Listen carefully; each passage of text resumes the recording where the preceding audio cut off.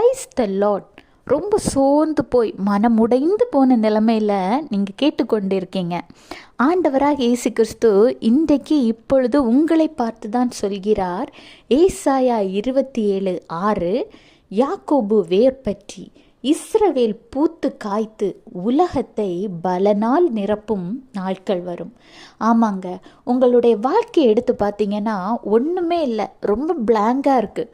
குடும்பத்தில் ஒரு சந்தோஷம் இல்லை, சமாதானம் இல்லை, மன மகிழ்ச்சி இல்லை, ஒரு பொருளாதாரத்தில் ஒரு ஆசீர்வாதம் இல்லை, உங்கள் கணவன் மூலமாகவும் மனைவி மூலமாகவும் ஒரு சந்தோஷமோ ஒரு சமாதானமோ இல்லை.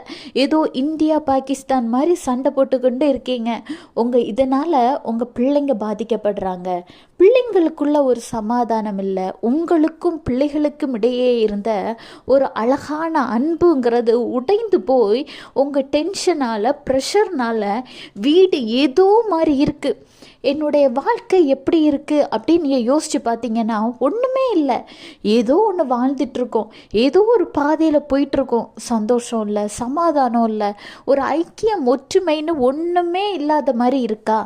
கவலைப்படாதீங்க, இந்த நிலைமையும் மாறும், இந்த சூழ்நிலை மாறும்.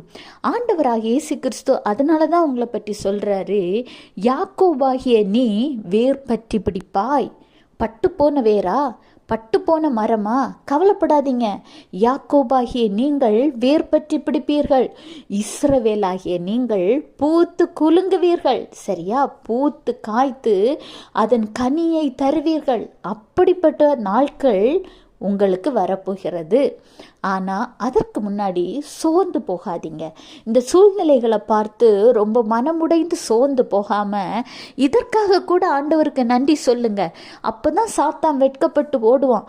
நான் இவங்களை இவ்வளோ கடினமாக கஷ்டப்படுத்தின பிறகும் ஆண்டவர் மீது இவ்வளோ விசுவாசமாக இருக்கிறாங்களேன்னு சாத்தான் வெட்கப்பட்டு ஓடுவான்.